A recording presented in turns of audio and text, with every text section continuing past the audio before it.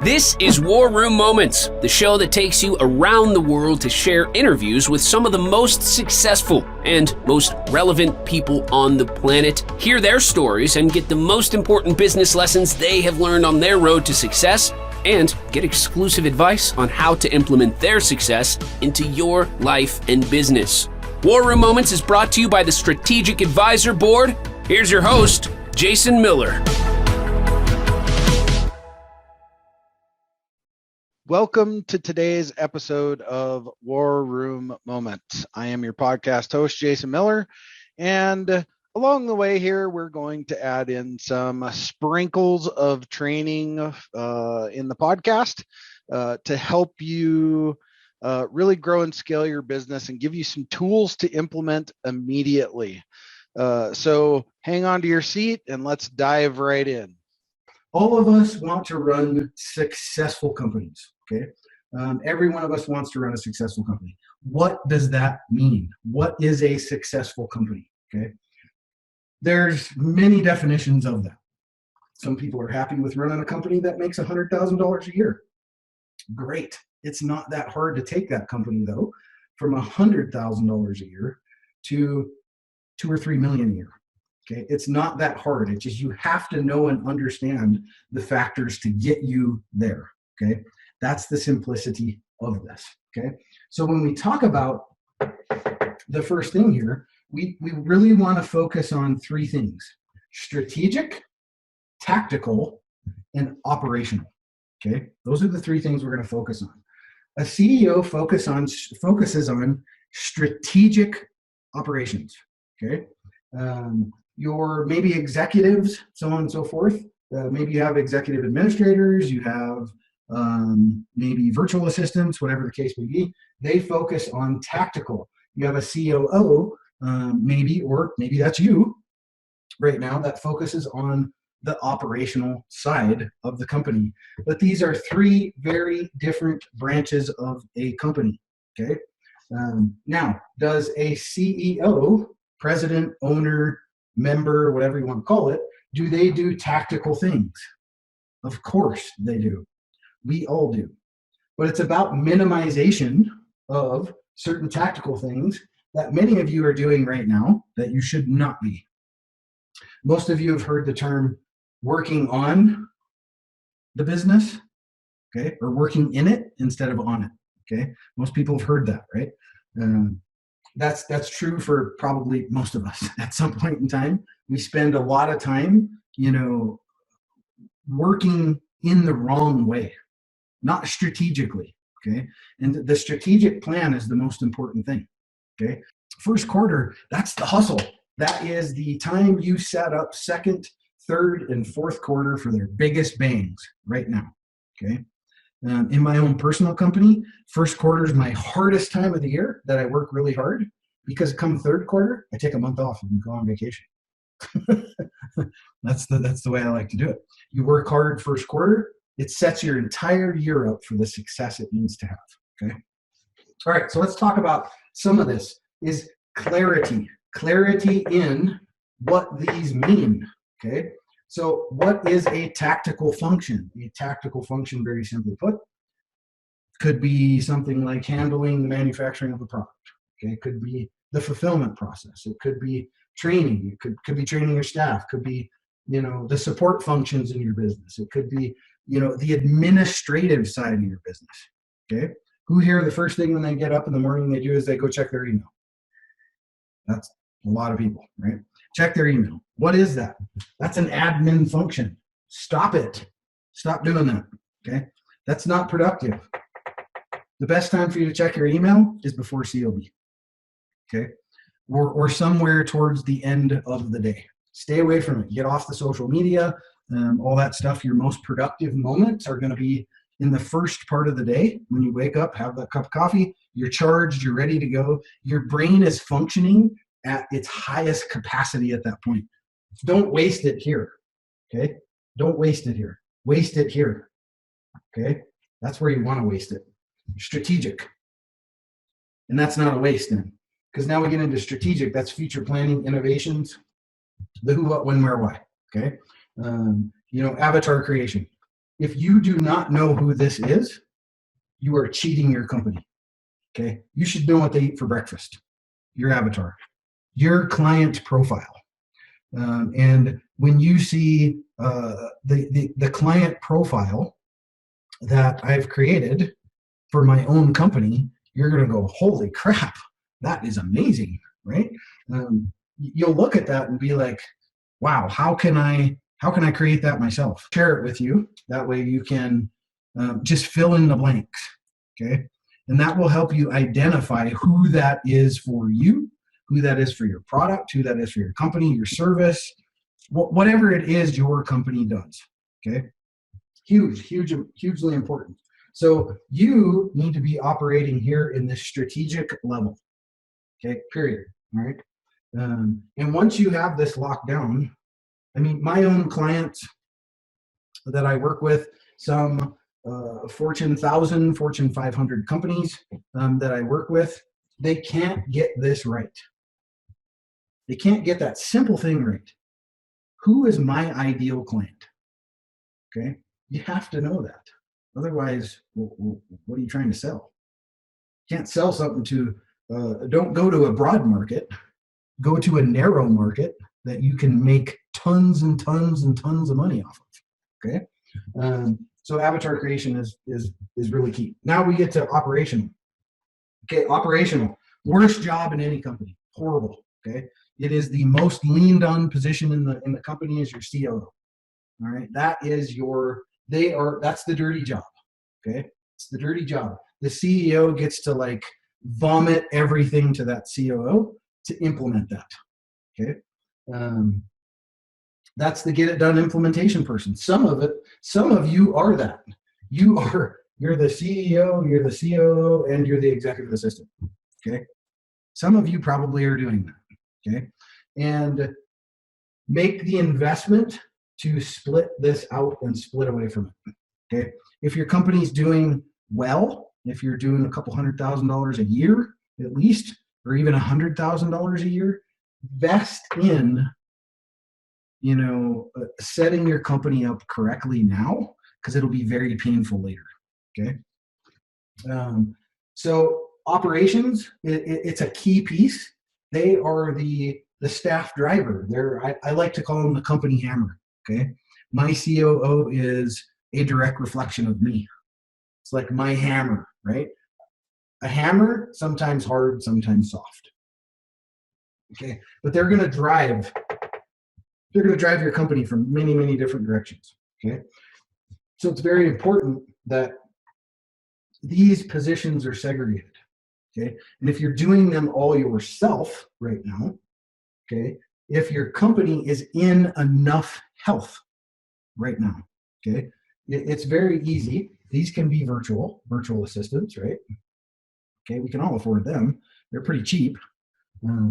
These are pretty cheap to hire virtual assistants. Okay, a COO is another story, but there's oftentimes I'm a huge fan of it's the model called rocket fuel. Okay, and it's more the visionary / integrator. Okay, a visionary really is a CEO, and the integrator would be the COO. Okay, but it's a much different relationship. Okay, from integration to visionary, because a visionary truly sits from a 30,000 foot platform and has the visions for the company, gives them to the integrator, the COO, to execute. We move from here, okay, self-directed leadership. What is that? What does that even mean? What is self-directed leadership? Okay, you're the guide. You run the ship. You're the North Star, right, for your company. You run that ship. There's nobody in charge of you, okay? So self-directed leadership is huge from that standpoint, okay? I spent a huge part of my life in the military, and self-directed leadership is a very big thing at certain levels, okay? And you have to get this right. If you're an owner-controlled company, like I assume most of you are, all owner-controlled, you don't have a board pulling the strings behind you. If you're an owner-controlled company There's nobody there to lead you. Okay. You have to lead your company. That requires self-directed leadership. Okay. I'm not going to go on a rant and rave about leadership. However, it's key and important. 3 things that you remember: firm, fair, and consistent. If you do those 3 things from your seat, you be firm, fair, and consistent with your staff, with your secondary pieces here. If you do those 3 things, you will be an absolute success from your chair as the CEO, president, whatever it is. Okay, so be firm, fair, and consistent all the time. Okay, here I'll write those down: firm, fair, consistent. All right. Okay. All right. So that's I won't get up on my like military soapbox of leadership. Okay. Just be those 3 things, and that will get you a long, long ways. Okay. So next, let's shoot over here to number 2, and let's look at this from the perspective of a CEO. Okay. Everything you do needs to be from the perspective of a CEO. Okay. No matter what, look at it that way. Train your head that way. Now that I am the CEO of this company, I'm the CEO of my life, I'm the CEO of my destiny, so on and so forth. Okay. So we need to really look at how we gain that focus through profit growth factors, how we know those profit growth factors. Okay. Now, this is not a completely new theory with inputs and outputs. Okay. However, it's how it's implemented that matters the most. Okay. So as a CEO, let's look at 2 completely different models. Okay. Let's look at how we implement things. Our input is 95% strategic and 5% tactical. Okay.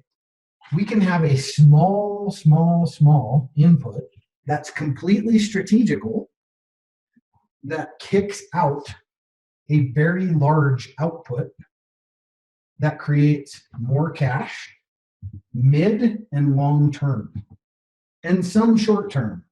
Okay, some short term, but mostly mid and long term. Okay, what did I say? We work ourselves to death almost first quarter, right? Why? Inputs. Okay, smaller inputs, strategic, create third and fourth quarter growth. Okay, we're not so much worried about today. If you're in a business and you need today money, then you need to think about that, because today money's hard. That doesn't come quickly. If you do, you can flip this, but I don't ever suggest doing that, because we want to plan for the long game. Okay, what are the statistics? Who knows the statistics? I think it's as of not too long ago, it was like 93% of small businesses, they fail between year 1 and 5. Okay, that's not my number. That's Small Business Administration number. Okay, so we have to be cognizant of this as a business and know how we strategically plan every piece and part of what we do. Okay, so that's where this formula here, it may not create tons of today money. Okay, but it's going to create sustainable long-term business, which is what we should all be looking for. Okay, sometimes we got to go through that little hard punch in the face in the beginning. We all did it. I did it. I mean, I shoestring budgeted my first 2 or 3 companies that I ever started. And the first company I ever started, and I'm not embarrassed to say it, I was selling, Halloween stuff like flashing vampire teeth and flashy gloves and, all kinds of weird stuff. That was, from that, I learned a lot from that. I learned a ton from that. I learned that strategy and outward planning is most important. Okay, because if we don't strategize and plan for years, notice I said years, I didn't say month. I said years. Plan for out years. Okay. Because then that doesn't mean that plan doesn't shift. But now we're doing these small little inputs, right? The tactical piece of this is bigger, and that's going to give us more on the back end, more on the long term. Versus, okay, focusing on the tactical and less strategic. What is this going to give you? A lot of freaking work. Okay, that's what it is. It's a lot of tactical work. And you're going to have less here. Okay, you might get some quick cash, but if you're running a business for quick cash, you're not running a business. That's a hobby. Okay, all right. You want sustainable growth, sustainable quarterly growth over the next 2 to 3 years. Okay, plan that out years. All right. This leads to third and fourth quarter becoming a lack of money. Okay, why? Because you had all this tactical input up front. Okay, all these tactical things. Okay, that you should have been focusing on the strategic. Okay, so it's very important that for any business model, as the owner, CEO, owner, president, whatever the case may be, you focus on strategic. Okay, who's the best person to who is the best person that can sell a product in your company? Pretty easy question. You, right? I mean, you're the best person to do that. Okay. So for example, I have my own referral agents in my company, and they go out and sell our services, blah, blah, blah, blah, blah, right? And it's hard. It's hard for them. It's hard for them to do that.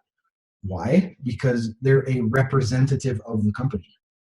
Where I can literally go downtown, have a conversation over coffee, so on and so forth with somebody, and it's easy.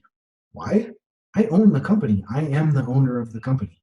You are the owner of your company. You are the best salesperson for your company, okay? Because you're the owner, all right? That doesn't mean get locked into some operational sales process yourself, but I'm just saying be the cheerleader, right? Be the cheerleader for your company. Be connected within your community.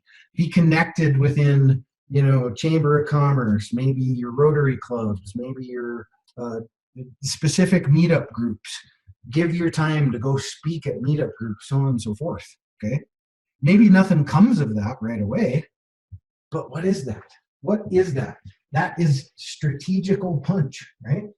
Doesn't come today, but by God, mid, okay, quarter 3, and long term, quarter 4. These people become customers, clients. They like your services, they like your products. They pitch them for you, right? And now you're making money because you're the best cheerleader for your company. Okay, it's huge. It's huge. And I will tell you right now, I work with companies that are doing upwards of hundreds of millions of dollars a year, and they're not doing this. They're just not. I mean, and these are owner-controlled companies, not board-controlled companies. Okay, so it's just important that you know your role here. You have this directional focus, and you know that this is your profit growth factor. Okay, this is it right here. You need to focus right here on this strategic piece. It's your job. It is your job. If all of you, at a very, very bare minimum, okay, whether you call yourself a CEO, whatever the case may be, doesn't matter. Google responsibilities of a CEO. Okay, Google that, and I mean, there's tons and tons of places you can go and just pull basic responsibilities. Okay, they're all pretty much, for the most part, the same. Okay, pull that up. That's a good guide right there. Okay, to the responsibilities of what a CEO is supposed to do. And most of you, I would challenge to say that a lot of you are probably not following that. Okay, I mean, I have personal clients in my company that are, breaching Fortune 1000 list, and they're not following that. Okay, They're just not. Okay. What is a CEO's number one responsibility? What in your mind do you think that is? It's very simple. P&L. P&L management. Okay. If you don't know what a P&L is, that's a profit and loss statement. That is your guide. That's your North Star. That's what lets you know this month I can spend this much. Okay. I know I've got X amount sucked out for operational cost. My final GP is this. I have this top line revenue. And then at the end of it all, once it breaks out, I have a net income of yada, yada, yada, blah, blah, blah. Okay. I get into all the numbers, but I'm not going to go there. This is your North Star report. If this is not right, you need to get it right. Okay. If you don't have a good bookkeeper, you need to get a good bookkeeper. Okay. If you need a good bookkeeper, I have several that do really good work and they can help you out. Very important that your P&L is straight. It is on target all the time. So around the 15th of every month, when I get my P&L report, I look over it and go, I can probably trim 2% off of that. I can probably trim some here, so on and so forth. Because you know what a failure company looks like? A company that's paying $1,800 for a phone service. And I'm only saying that because I just had a company. I went over their P&L. They were paying $1,800 a month for a phone service. I pay like $200 a month for phone, internet, and and TV for my company. There's no reason to be paying that kind of price for something like that. Now, maybe most of you aren't doing that, but I'm just saying there's a lot to be shed sometimes off of a P&L. And if you're not seeing it, you're not looking at it, it's the, see no evil, hear no evil, right? You can't operate a company that way. So pay very specific attention to that, right? So we want to focus, all of you need to focus here on spending your time tactically, spending your time strategically in your company, okay? Be the visionary, okay? If you're doing these three roles right now, that could be for many reasons. Maybe you're just not at that life cycle yet. Okay, that's okay for now. Okay, you're in that. I mean, just because a business has been around for 3 or 4 years, that you could still be a startup. Okay, and that's okay. All right, it's just growing yourself to the ability and doing all the right things in between to make sure you get where you need to go. Okay, all right. So let's talk about number 3. How many hours do we all have every week? You have the exact same 168 hours a week as I do, okay? And I have grown companies from 0 to hundreds of millions of dollars, pieced them out, sold them, whatever the case may be, so on and so forth. You have the same 168 hours as I do. What are you doing with them? Okay, that's the key. What are you doing with them? Are you strategically placing those 168 hours every week to put them where they need to go? Okay, very important. Okay, so what do we have here? Okay, so we have productive time. If you do productive time, that means more money, right? Tactical time, that's painful, very painful. And your third and fourth quarter, I promise you, will be very painful. It just will be. It'll be very painful, and you will not get the bang that you think. Strategical time focuses on long-term sustainable growth. Okay, that's what we all want, right? Heads up and down. Yes, long-term sustainable growth. Say that over and over and over again. Okay, that's what you're shooting for. The difference between growth and scale, 2 different things, okay? People think they're the same. They're not. They are not the same thing, okay? What is growth? I always say growth is people, okay? Growth is people. It's employees. It's the things that drive the business, okay? Scale is money, okay? 2 very different things. I see variations of both very, very, very done incorrectly. Okay. You either have a company that has outgrown its current scale model. Okay. What does that mean? I have 15 employees. I have 15 employees in my company, but my company only makes 10K a month. We've overgrown and underscaled. Okay. Recipe for disaster. Okay. So we want to do these simultaneously. Okay. And there's ways to do that so they're not so painful. Okay. Maybe you just need, I call them TAs, tactical, or TEs, tactical executives. My tactical executives take all that tactical crap off my plate. Okay. So in other words, all the email filtering, I see what I need to see. When I open my box, my email box, it's only the stuff I have to see. My tactical executive has already taken care of, responded for me, knows how I think, knows what to reply, so on and so forth, and has taken all of this load off of me already. Okay. So now I'm able to focus on strategical things, okay, which is the scale, right?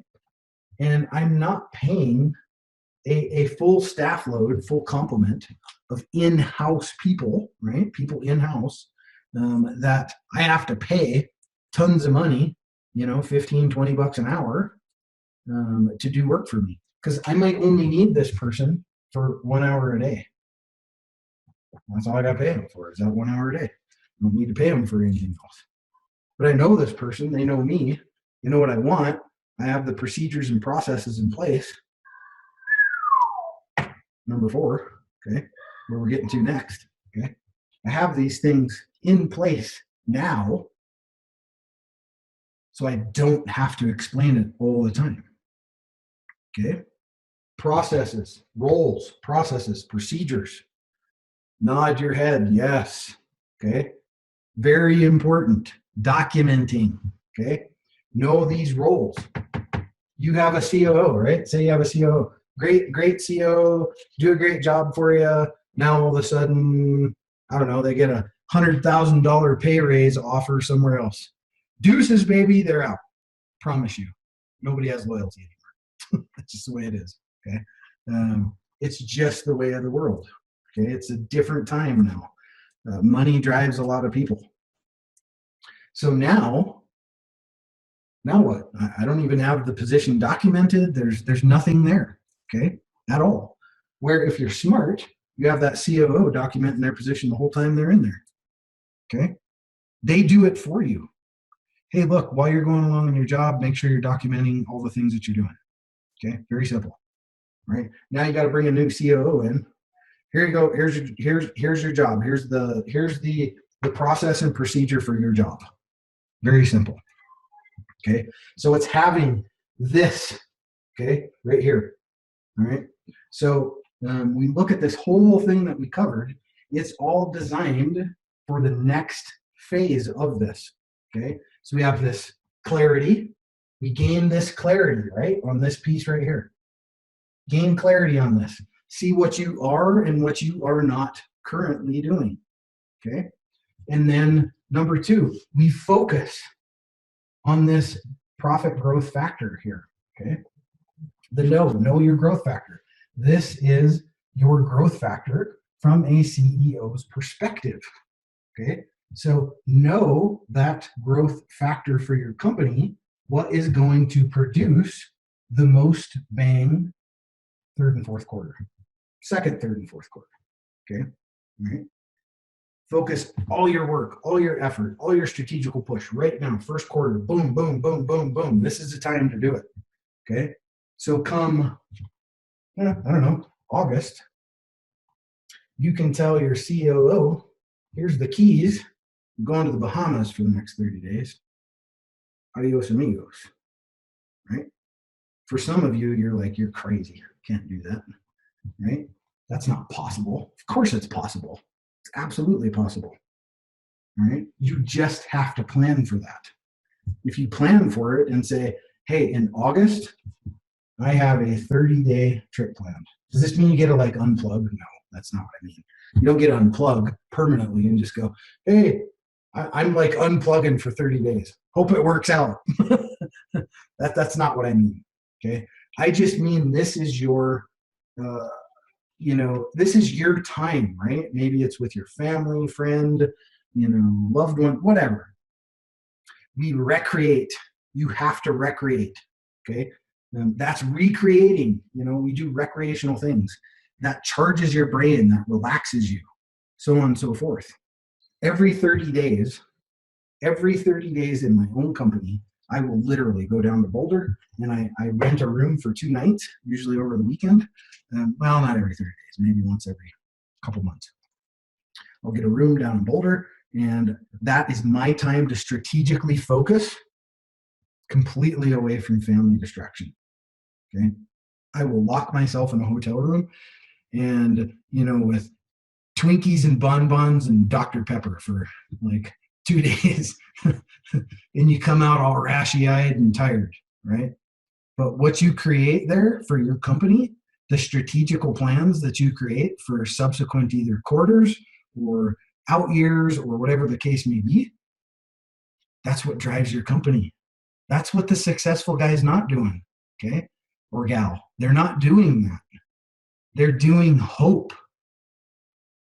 Ladies and gentlemen, business does not run off of hope. It runs off of planning, okay? Businesses are very, very mechanical. I'm not like the mindset guy and the universe guy and all that kind of stuff, but it does play a part in it. It's a part of it, is having the right mindset, having the right planning, the tools to do what you need to do to take things to the next level. And there's a difference between a company that's doing $1 million and a company that's doing $5 million.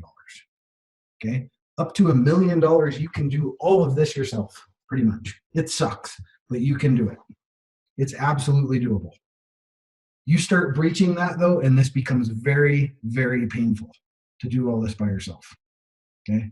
If you can, you are a very good manager of your own personal self. So we don't manage time. Anybody that ever says, I have great time management, that's a joke. Nobody has time management. We have time allocation, okay? So we have to make sure we allocate our time in the right place, okay? We don't manage it. That's not possible. You don't get to control Mother Nature, okay? But what you can do is allocate these 168 hours in the most effective way, okay? In the very most effective way, okay? And that is what's going to take you from that level of company you are today to where you want to be, okay? So we gain clarity here, okay? Focus here through profit growth, the know. And then we have the do, strategic planning, okay? Strategic planning, this is resource recovery. Okay, we want to recover the resource off of this call. Okay, recover the resources, because the next conversation we'll have next is reallocation.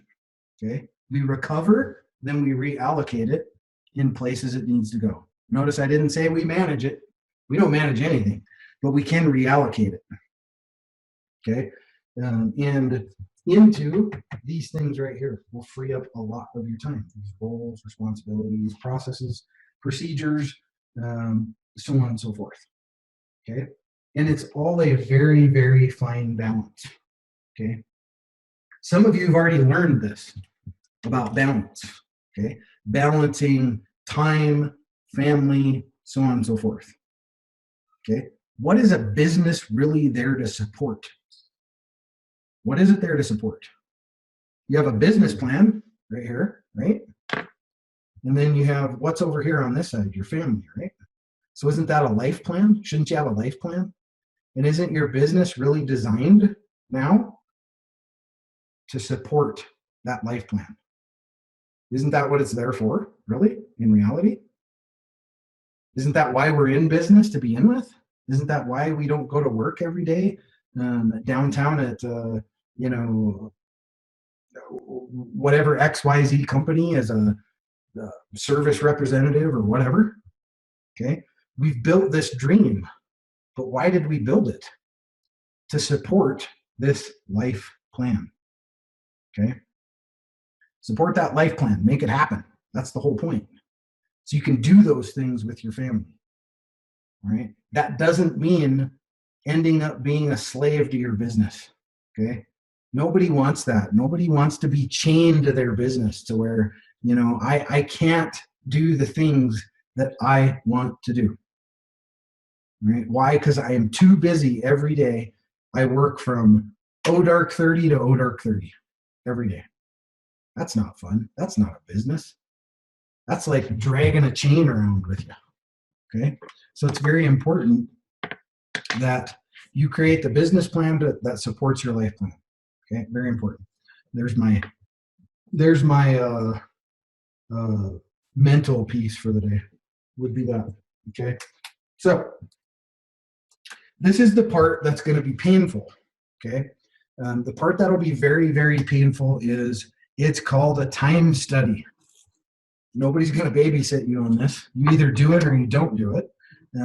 That's up to you if you do it. But what we want to identify is what pieces are you doing tactically and what pieces are you doing strategically, or what pieces are you doing operationally. Okay. And how do you do that? So here's how you do it. It's very simple. Every 15 minutes, you document everything you do. Okay. Every 15 minutes for the next 7 days, for the next week, business week. Okay. If your business week is 7 days, then it's 7 days. If it's 5 days, it's 5 days. Okay. Whatever that may be. It's a horrible process to go through. But I promise you, you will glean so much from doing that on all the tactical things you're doing that you shouldn't be doing today. What you will take from that will be huge. Okay. It'll be really huge. And you'll probably hate me for even saying, go do this. But the point is later, come second quarter, you're going to be like, man, look at all that stuff I offloaded. It's amazing what I got to offload just from doing this simple exercise. Okay. So nobody's going to force you to do it. It's up to you to do it. And then write those things that you're doing down every 15 minutes. And then after a week, go back and label them. Was that a tactical thing? Was that a strategical thing? Or was that an operational thing? Okay. Because that's directly going to drive this. 100% going to drive it. Either this way or this way, which means two totally different outcomes. Okay. So I challenge you to do that. Challenge you to do that for sure. Do it just to see where you currently sit in this life cycle. Thank you for attending this episode of War Room Moments. Again, always remember, dream it, believe it, and then go achieve it. My name is Jason Miller. I'm your podcast host, signing off.